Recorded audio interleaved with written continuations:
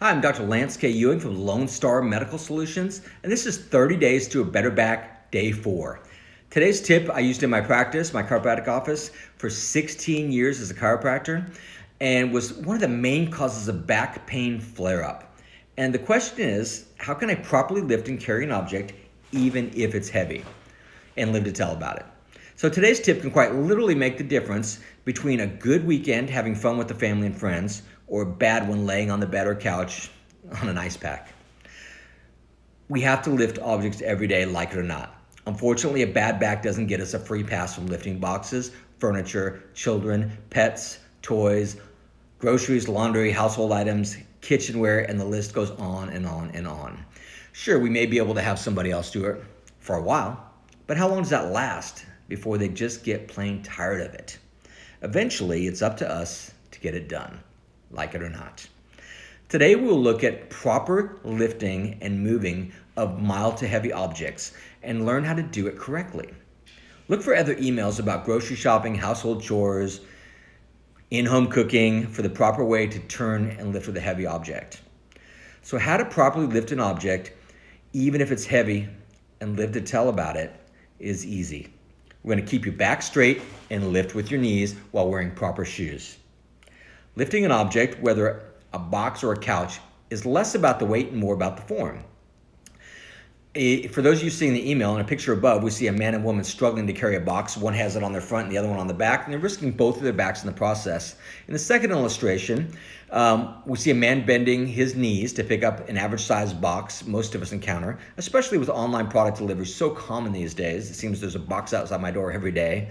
Observe how they would keep their back straight and lift the box using their legs, not the back. And notice how they keep the box as close to the midsection and the core balance as possible. So lifting a box straight like this and keeping it close. The box's weight, within reason, doesn't matter all that much because the back muscles are only used for stability and not the heavy lifting. Proper footwear is important as well. Consider wearing laced-up tennis shoes anytime you need to lift or move a moderate to heavy object. This will keep your balance squarely at the center of your body, enabling you to lift more weight and decrease the chance of throwing out your back. More on footwear, an entire video coming up soon. In the last picture, there's a way they can move the large box that appears heavy while protecting their back. And sure, the answer is not to hire somebody else to do it, unless you just want to throw away money. First, we notice the floor is smooth, wood, or laminate. This is certainly a plus if they're looking to keep it on the same level and not go up down the stairs with it. In this case, they could simply slide the large box across the floor by squatting down in front of it and pushing slowly from the middle. Okay? If they're worried about scratching the floor, a blanket or a towel right underneath the box would ensure that there would be no damage. This method will also work with carpeted floors, although it requires a little bit more effort. Carrying a small to medium box or object up or downstairs is the same. Keep the object close to the center and watch your step. In a scenario such as diagram number 1, where they have the very large box, I would consider opening the box, taking objects out of the box and moving it up into several pieces, as opposed to trying to take the whole box upstairs. So we recently purchased a foosball table for our boys, but it had to be put in the playroom upstairs. And the problem was this thing was solid wood. I mean heavy. And I ended up cheating a bit like I usually do, but more on that later.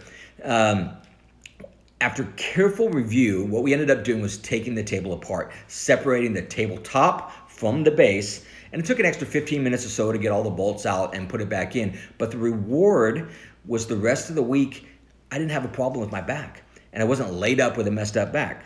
I even played the best 2 out of 3 games with my 3 boys, and it brought back a flood of awesome childhood memories in the process. And the takeaway is to notice how aligned your back feels after lifting something properly, and take advantage of a new sense of confidence as you tackle your day with less pain and get it done attitude. The bonus tip for those looking to cheat like I do when lifting a heavy object, and please read this if it doesn't apply to you, at the very least, you'll look like a genius, again, around the water cooler, and you may help somebody else protect their back. So my wife is one of those people that likes to move furniture on a weekly basis. And sometimes it's a couch, and other times it's a recliner or an end table, or when I'm really unlucky, it's an entire bed. She has the eye for symmetry and style, so that leaves me as the brute force guy doing the heavy lifting. The solution, my secret weapon, or my cheat as I call it, is the medical grade back brace that I've been using for the past 15 years. I only swap them out about every 5 years at 5-year intervals. And the solution sounds almost too simple to be true, but here's the secret. When properly fitted, the medical grade back brace forces me to keep good posture and support my back while lifting with my legs.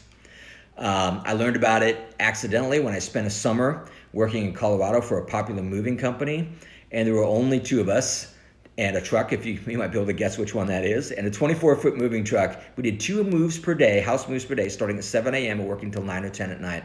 And I bought one of those mover braces from a local department store thinking it would do the trick. And even though I grew up in Colorado, I forgot how many homes have basements. And what goes down there? The heavy stuff, like safes and filing cabinets and game room tables and chairs. While the brace helped some, it was not the quality that it should have been. For my back, my already bad back, but it wasn't my fault. I didn't know any better. I made it one summer before it came too much for my back, but I learned how to lift properly, and now 1 or 2 furniture pieces a week is a breeze. Moving heavy objects properly will eventually become a habit, and habits, good or bad, are hard to break. So the takeaway here is notice the confidence that you'll have when you know that you can move a heavy object and not wreck your back while doing it. So below is a quick lifting guide of do's and don'ts. Number 1, the best lifting habit. Wear the number 1 medical back brace currently on the market, forcing your body to lift properly. You can contact me about that if you're interested. Number 2, if you're lifting without the back brace, bend your knees and lift your legs while keeping your back as straight as possible. If you feel your back muscles engaging or doing most of the work, stop, reposition, and try again. Keep the object close to your center. Slow and steady wins the race.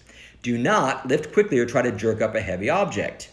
Do not lift something heavy that could be slid across the floor or broken down into several lighter pieces.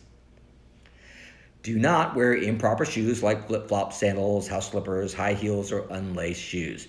Do not take a full-time summer job with a moving company if you have current or previous back issues. In tomorrow's email, we'll discuss how to work in the yard like a pro and save your back every time. Remember to keep moving, and tomorrow is a brand new day. I'm Dr. Lance K. Ewing, wishing you the best day. We'll see you on the next video and podcast.